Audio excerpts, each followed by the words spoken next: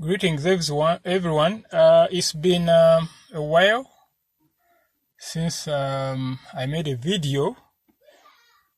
So many things have been happening. The entire world went into slowdown. I don't want to call it lockdown. We went into slowdown. Things have been a bit slow, of course.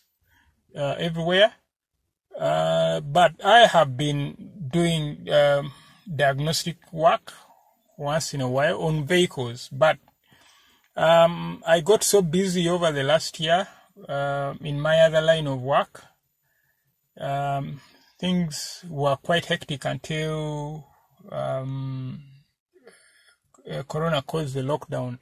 Anyway, the video today is not a diagnostic one as such, but I wanted to deal with, I've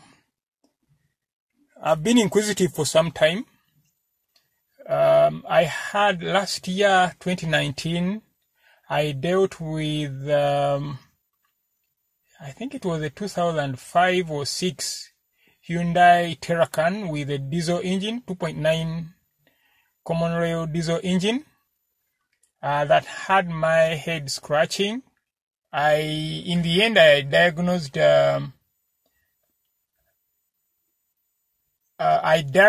the issue, which was bad injectors. I think the vehicle had been sitting for about 3 years, and when somebody bought it from the previous owner, when it was sold, the vehicle couldn't run, and a number of mechanics dealt with it first before it came to me. There were a number of issues. It had immobilizer issues. After those were resolved, we realized it had an issue with the fuel injection system. The fuel pump turned out to be okay. The issue really was the injectors were blocked and they were serviced and the engine ran. But while I was doing that investigation, I was asking myself, common rail diesel engine, I know the strategy for most, if not all, manufacturers is they control fueling into the cylinders, obviously, to control the RPM and to increase the power and torque from the engine. But unlike as is common with petrols, the strategy is to increase airflow into the engine, at the same time increase the fueling into the engine.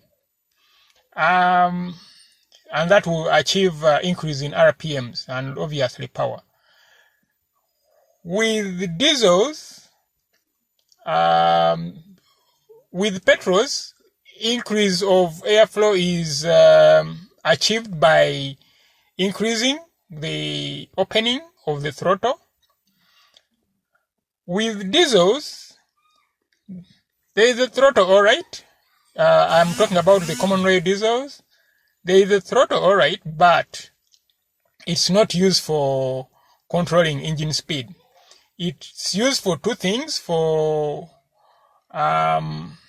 achieving EGR flow when the computer wants the EGR to actuate, and also is used to prevent excessive engine shaking when the computer is switching off the engine. When you turn off the ignition and when you kill the engine by turning off the ignition switch, the computer closes the throttle valve to prevent the engine shaking too much, and to also prevent any runaway kind of engine running for the period when the engine is shutting down.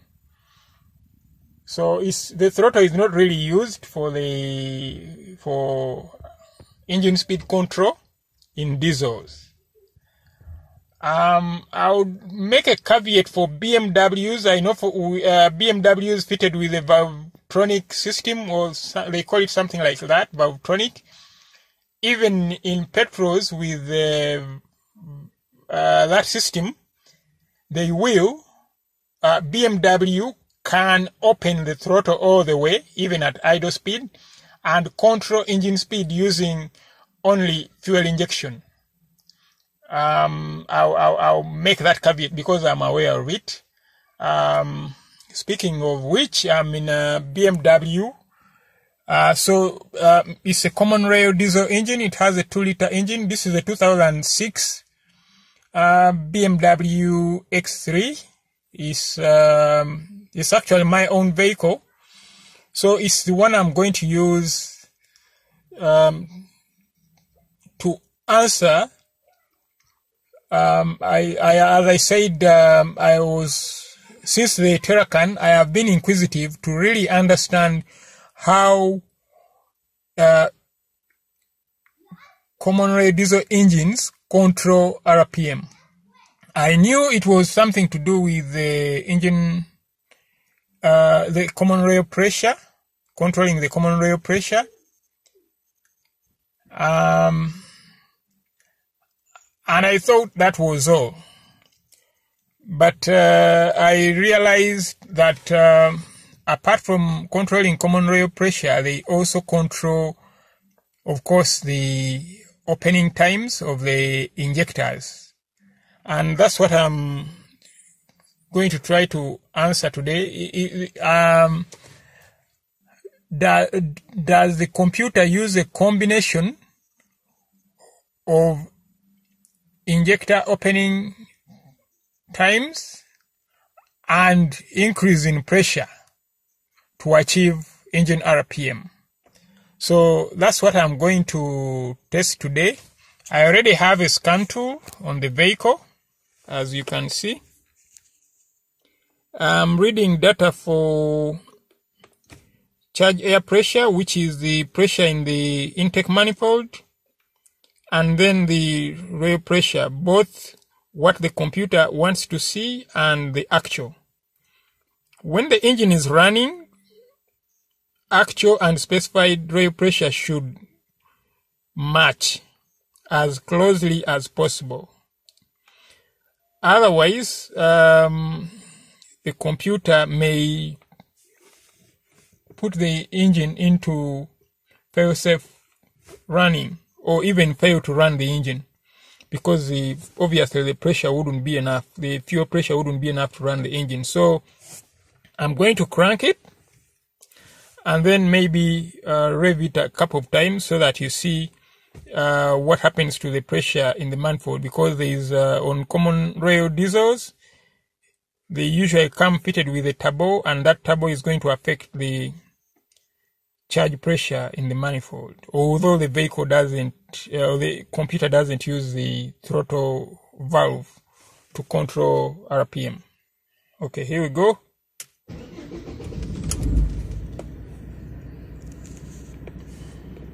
So I'm going to let it settle down. This is a 2006 BMW X3 manual transmission, 6-speed. It's generally a good vehicle, but I'm kind of I think the vehicle is a bit too heavy for the engine in it. The engine is too small. I know there are versions of this vehicle from the same year with the 3-liter engine. I think that's a more preppy engine. That's a more responsive engine. This one with a 2-liter, it's a bit sluggish when pulling off. Quite sluggish. It does have very impeccable highway manners. It's very good on the highway. The fuel consumption is quite good, as most common rail diesel engines are. But in driving in city stop-start traffic, it's a bit sluggish. Anyway, I'm going to rev the engine up a little bit. You can see green is actual rev pressure and red is the specified, what the computer wants to see. You can see right now they are matching each other very well at idle. So I'm going to rev it up a little bit. You can see they match each other very closely. I'll do that again. And you can see in blue that is charge air pressure. I think the refresh rate of the scan tool is a bit sluggish on this car, but you can see the charge air pressure increases. In other words, the turbo spools up with higher RPMs. The turbo does increase the air going into the engine. So in that way, when the fuel injection amounts are increased into the cylinders, they should be met with an increasing volume of air as well. That's why when you have a bad turbo on common rail diesels, the engine will run almost be normal at idle, but on the road the vehicle will feel very sluggish. The turbo has to be spooled up. I'm going to do that again.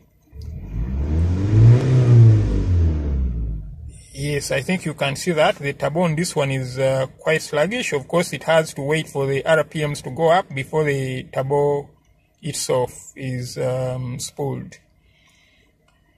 Yeah, that's it. Next, I'm going to show you on the oscilloscope my findings on this research.